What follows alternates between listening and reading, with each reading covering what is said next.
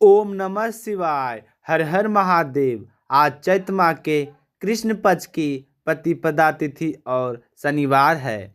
Hindu calendar के अनुसार चैत्र का महीना पहला महीना होता है और चैत्र के पहले दिन से ही नए साल की शुरुआत हो जाती है। इस महीने में कई महत्वपूर्ण व्रत और त्यौहार मनाए जाते हैं, जैसे चैत्र नवरात्रि, रामनवमी, पाप मोचनी, एकादशी, दशा माता का व्रत, आशा माता का व्रत, पोता चौथ का व्रत इसी महीने में किया जाता है। और आज के दिन से ही गणगौर पूजन का 16 दिवसीय पर्व शुरू हो जाता है। इसी महीने गणगौर पूजन, गणगौर का व्रत और गणगौर का उपवास किया जाता है। और होली और गणगौर के बीच में आने वाली रविवार को सूरज रोटे का व्रत किया जाता है, जो महिलाएं अपने अखंड सौभाग्य और अमर पीहर के लिए करती है। सूरज रोटी का व्रत करने वाली महिला अपने पीहर और ससुराल की तरफ से हमेशा सुखी और संपन्न रहती है।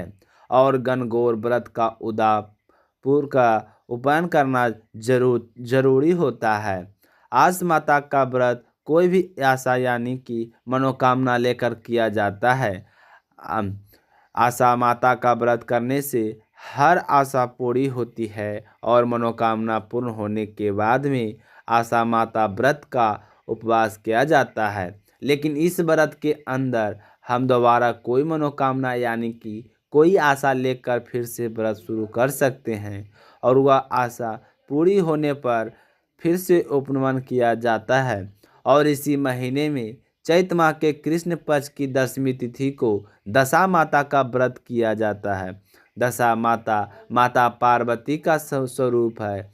दशा माता का व्रत करने से घर परिवार के बिगड़े हुए ग्रहों की दशा सुधरती है, खोया हुआ मान सम्मान मिल जाता है। चैत्र माह की कृष्ण पक्ष की दशमी तिथि को दशा माता का व्रत रखकर कथा पढ़ने और सुनने से 10 गुना अधिक फल प्राप्त होता है। मान्यता है कि दशा माता की पूजा और कथा सुनने से घर में सुख समृद्धि आती है और परिवार के सदस्यों की गृह दशा सुधरती है। इस दिन महिलाएं पीपल वृक्ष के नीचे बैठकर पूजा करती है। व्रत करके गले में एक घास डोरा होता है वह पहनती है, ताकि परिवार में सुख समृद्धि शांति सौभाग्य और धन संपत्ति बने रहे। महिलाएं इस दिन व्रत रखकर दशा माता और पीपल की पूजा करके सुख सौभाग्य ऐश्वर्य सुख शांति समृद्धि और अच्छी सेहत की कामना करती है। नारद पुराण के अनुसार चैत्र के महीने में ही पितामह ब्रह्मा जी ने सृष्टि की रचना की शुरुआत की थी। साथ ही इस महीने में चैत्र नवरात्रि भी मनाई जाती है।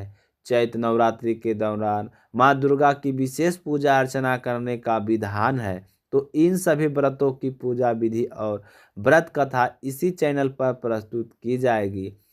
तो जानने के लिए शीला भक्ति स्टोरी चैनल को सब्सक्राइब करके बेल आइकन को जरूर प्रेस करें, ताकि आने वाली हर वीडियो की नोटिफिकेशन सबसे पहले आप तक पहुंचे।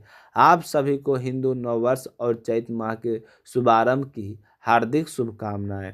आने वाला साल आप सभी के लिए मंगलमय हो और आपकी समस्त मनोकामनाएं पूर्ण हो। इसी कामना के साथ शुरू करते हैं आज की कथा। बोलिए गणेश जी महाराज की जय हो। एक बार की बात है, एक बुढ़िया गणेश जी भगवान की बहुत ही भक्ति किया करती थी। सुबह जल्दी उठती, स्नान करके पहले गणेश मंदिर जाती, गणेश जी को सिंदूर से तिलक करती और गुड़ का भोग लगाती और बड़े ही श्रद्धा भाव से गणेश जी के नामों का स्मरण किया करती थी। यह उसका नियम था। चाहे आंधी हो या तूफान, वह बुढ़िया गणेश जी के मंदिर जरूर जाती थी। ऐसा करते करते सालों बीत गए तो गणेश जी भगवान उस बुढ़िया की भक्ति से बहुत ही प्रसन्न हुए। तो एक दिन उसे सपने में दर्शन देकर कहने लगे कि बूढ़ी माई, मैं तुमसे बहुत ही खुश हूँ, तुम वरदान मांग, क्या मांगना चाहती हो। तो बुढ़िया कहने लगी कि गणेश जी महाराज, आप आपने मुझे दर्शन दिए, इससे अच्छा मेरे लिए क्या हो सकता है। मांगना तो मुझे कुछ नहीं आता है, मैं क्या मांगूं। इस तरह बुढ़िया सोचने लगी तो गणेश जी महाराज कहने लगे कि बूढ़ी माई परेशान मत हो, मैं कल फिर आपके सामने आऊँगा। तब तक तुम आराम से सोच लेना कि तुम्हें वरदान क्या मांगना है। वरदान में मैं तुम्हें एक ही दूंगा। ऐसा कहकर गणेश जी भगवान अंतर्ध्यान हो गए और उस बुढ़िया की आंखें खुल गई। आँख खुली तो सुबह हो चुकी थी। तो बुढ़िया सोचने लगे कि घर में अन्न और धन भी नहीं है और मेरे कुल का दीपक भी नहीं है। मैं क्या मांगू, मेरी तो समझ नहीं आता। तो इस तरह सोचते हुए बुढ़िया ने अपने पुत्र को बुलाया और पूछा कि बेटा, मुझे गणेश जी ने रात सपने में दर्शन दिए थे और बोल रहे थे कि मैं तुम्हारी पूजा पाठ से बहुत ही प्रसन्न हूँ। मैं तुम्हें एक वरदान देना चाहता हूँ मांगो, क्या मांगती हो। तो मुझे तो समझ में नहीं आया कि मैं क्या मांगू। बेटा तू बता, मुझे क्या मांगना चाहिए। तो बुढ़िया का पुत्र कहने लगा कि माँ, तुम गणेश जी से बहुत सारा धन दौलत मांग लो, हमारी गरीबी दूर हो जाएगी, तो हमें सब कुछ मिल जाएगा। लोगों को देखो कितने ऐशो आराम से रहते हैं, हमारे भी सपने पूरे हो जाएंगे।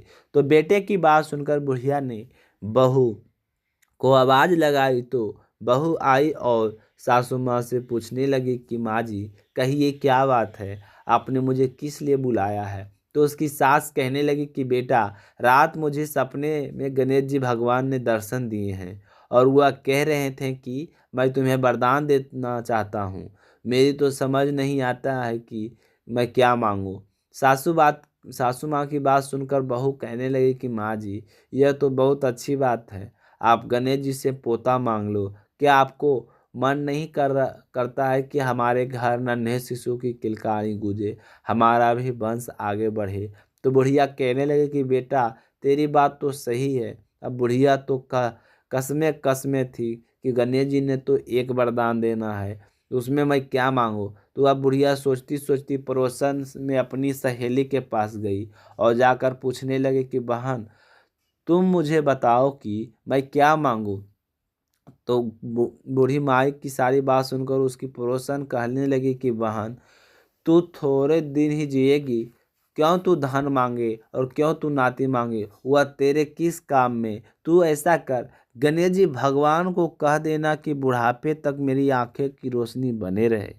आदमी बूढ़ा हो जाने के बाद अपनी रोशनी खो देता है और आंखें के बिना तो जीना बहुत ही कठिन है। बेटा बहू तो अपने सुख की चीज़ें मांग रहे हैं, लेकिन मुझे तो लगता है कि पूजा पाठ तुमने की है तो तुम्हें अपने लिए कुछ मांगना चाहिए। तो बुढ़िया को तीनों बातों सही लगी, लेकिन दुविधा यह थी कि गणेश जी ने तो केवल एक ही वरदान देने की बात कही है। तो बुढ़िया ने अपने मन में कुछ विचार किया और सो गई। गणेश जी ने बुढ़िया को सपने में दर्शन दिए और कहा कि बूढ़ी माई वरदान मांगो। तो बुढ़िया कहने लगी कि प्रभु, मुझे और तो कुछ नहीं चाहिए, मेरी तो एक ही इच्छा है कि मैं अपने पोते को सोने की थाली में सोने के चम्मच से भोजन करता हुआ देखूं। तो बुढ़िया कहने लगी, सुनकर गणेश जी मुस्कुराते हुए कहने लगे कि मैया, तू तो बोल रही थी कि मुझे मांगना ही नहीं आता है, लेकिन तूने तो मुझे ठग लिया। तूने तो एक ही वरदान में अपने लिए आंखें, धन और पोता तीनों चीज मांग लिए। आंखें होगी तो देख पाओगी, धन होगा तो पोता सोने की थाली में भोजन करेगा। तुमने तो बहुत ही चतुराई से एक ही वरदान में सारी चीजें मांग ली। मैं तुम्हारी भक्ति और बुद्धिमानी से बहुत ही प्रसन्न हूँ।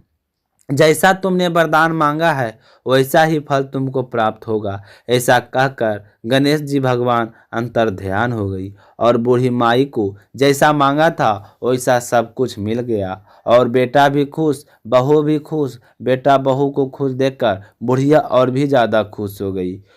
तभी कभी भी मनुष्य को यह नहीं सोचना चाहिए कि मेरी उम्र बीत चुकी है, अब मैं धन का क्या करूँगा, अब मैं कोई काम क्यों करूँ, मुझे काम करने की कोई आवश्यकता नहीं है। ऐसा मन में कभी नहीं लाना चाहिए। जब तक जिंदा है अब हमें अपने और अपने परिवार के लिए कुछ ना कुछ करते रहना चाहिए। घर में बुजुर्ग सदस्य घर की चार दीवारी होती है।